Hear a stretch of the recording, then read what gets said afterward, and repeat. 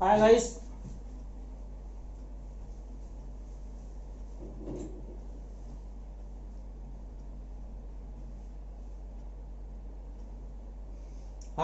स्वागत है आपका फिर से शुक्ला एजू गैलेक्सी में।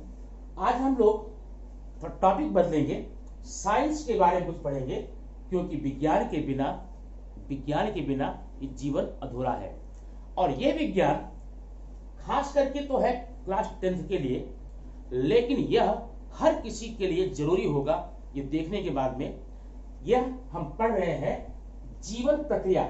अब आपके टेक्स्ट बुक में जीवन प्रक्रिया के 2 लेसन हैं, जीवन प्रक्रिया 1, जीवन प्रक्रिया 2। तो जीवन प्रक्रिया 1 में आज हम पढ़ेंगे लाइफ प्रोसेस 1। तो जीवन प्रक्रियाएं होती क्या क्या है, क्यों होती है, जरूरत क्या है उसकी होती है, उसके लाभ क्या है, ये सारी बातें आज हम इस वीडियो में देखेंगे। तो सबसे पहले हमें समझना पड़ेगा कि जीवन प्रक्रिया क्या है, what is the life process. दोस्तों, आप जानते होंगे हमारा शरीर बना हुआ है कोशिकाओं से, और अनेक प्रकार की कोशिकाएं मिलकर बनाती हैं ऊतक, और कई ऊतक मिलकर बनाते हैं ऊतक तंत्र। ऊतक तंत्रों से मिलकर बनता है अंग, और अंगों से मिलकर बनता है अंग तंत्र, और उन्हीं अंग तंत्रों से बनता है मेरी पूरी बॉडी, शरीर। तो हमारे शरीर में जो भी अंग तंत्र है, श्वसन तंत्र है, पाचन तंत्र है, उत्सर्जन तंत्र है, प्रजनन तंत्र है, रक्त परिसंचरण तंत्र है, बराबर है। ये सारे तंत्र अपना काम नियत समय से, नियत रूप से करते रहते हैं।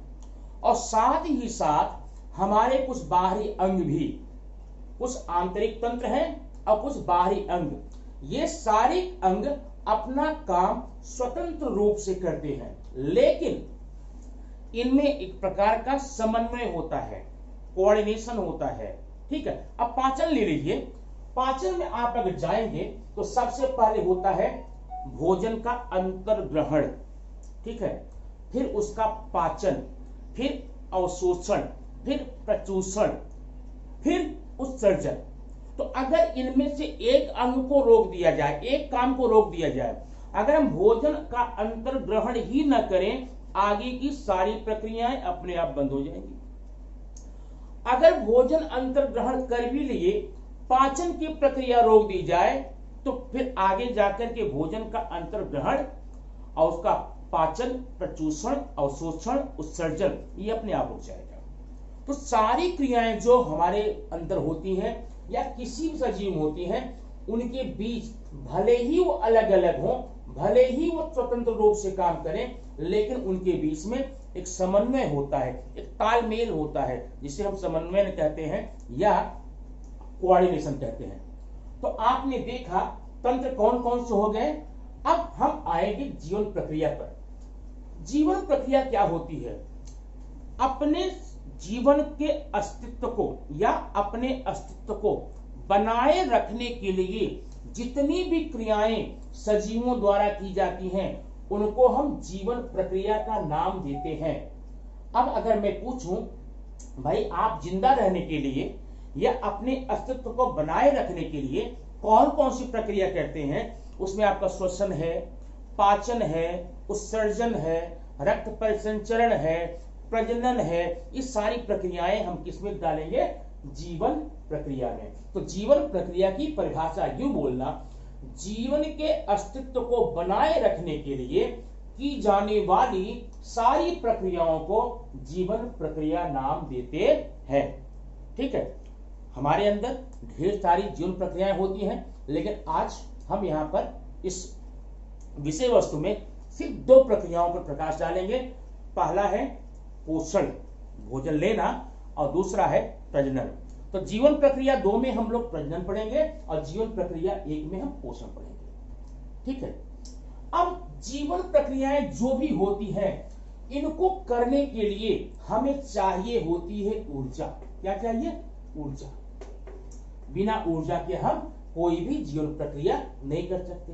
अब प्रश्न ये उठता है, ऊर्जा कहां से मिलती है? भाई ऊर्जा आती है भोजन से, फूड से। भोजन से हमें ऊर्जा मिलती है। तो क्या ये बात सच है कि भोजन से हमें ऊर्जा ही मिलती है? नहीं, भोजन से हमें और कई चीजें मिलती हैं।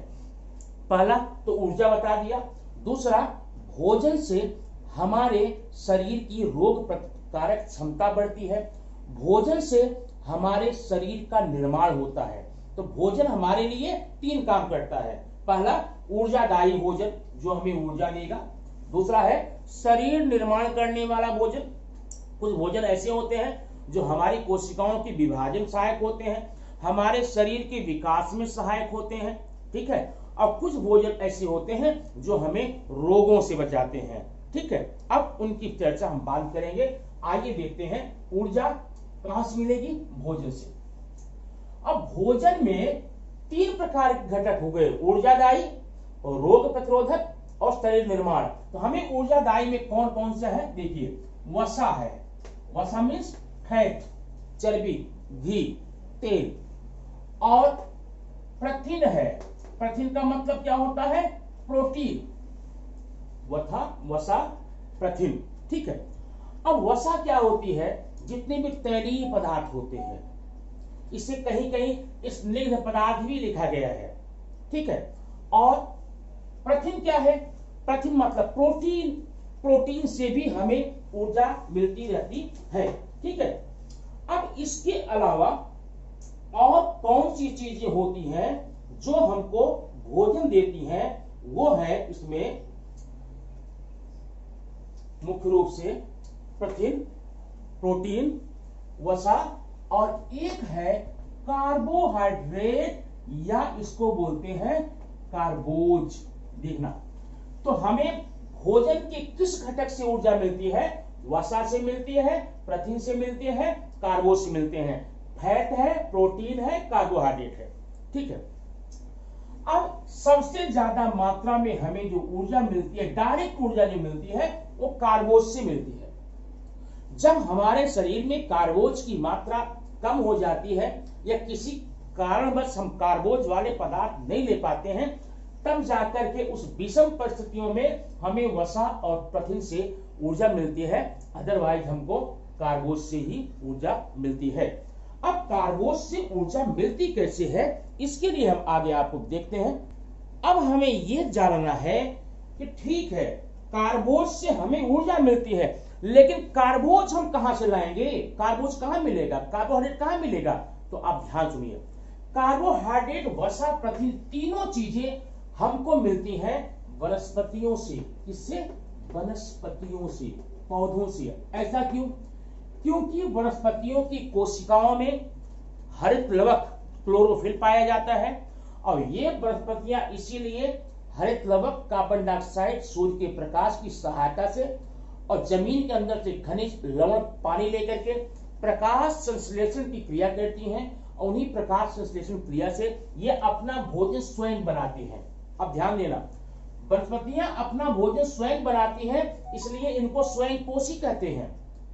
अब जो भोजन वनस्पतियां बनाती हैं, उसमें से अधिकांश भोजन का उपयोग वनस्पतियां, ये पौधे अपने लिए खुद करते हैं, अपनी वृद्धि में, विकास में, फल लगने में, फूल लगने में, सारी बातों करते हैं। लेकिन जो एक्सेस ऊर्जा बचती है, जो अतिरिक्त ऊर्जा बचती है, भोजन बचता है, उसका ये लोग संग्रह करते हैं।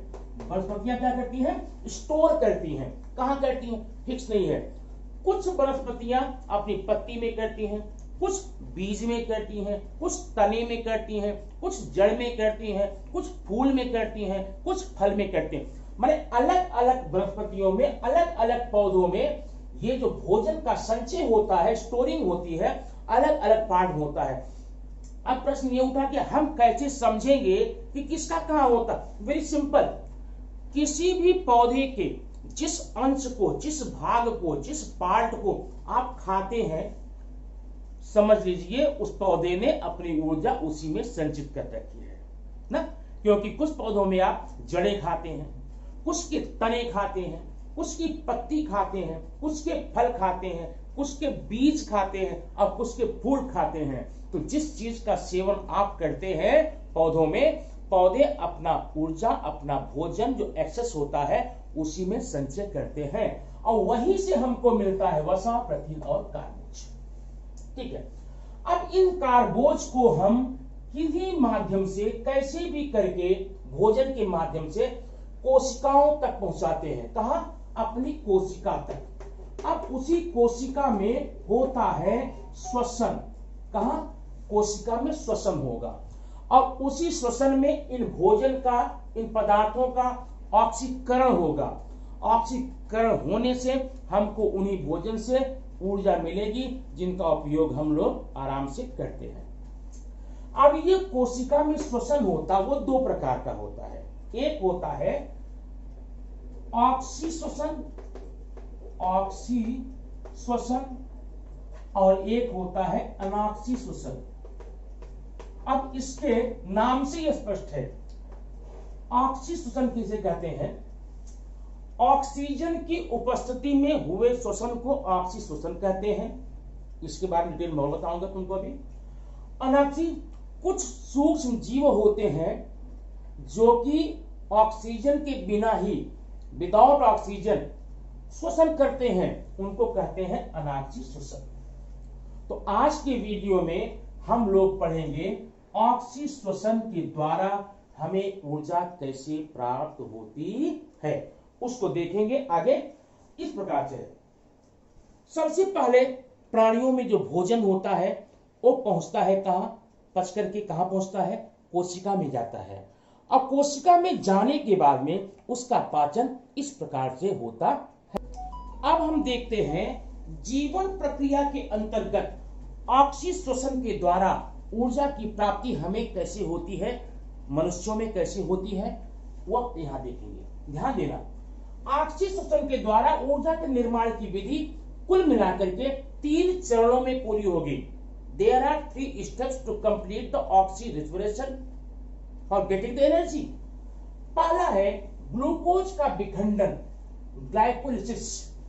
अब ये क्या होता है? अब देखिए, जो भोजन पचता है, पचने के पश्चात वह विभिन्न तंत्रों के द्वारा, विभिन्न सिस्टम के द्वारा कोशिका में पहुंचाया जाता है। कहां?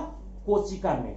और कोशिका के कोशिका द्रव्य में, कोशिका का चैप्टर आपको बताया गया है, कोशिका द्रव्य में, कोशिका के कोशिका द्रव्य में जब पहुंचेगा ग्लूकोज, कौन पहुंचेगा? ग्लूकोज। ग्लूकोज का विखंडन होगा।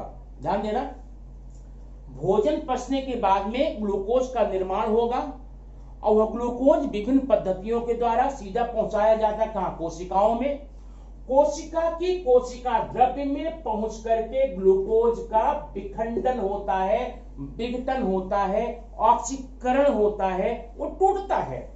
और टूट के बनाता क्या है? ये देखिए, बनाता है पायरुविक एसिड अम्ल नंबर 1। और क्या बनाता है?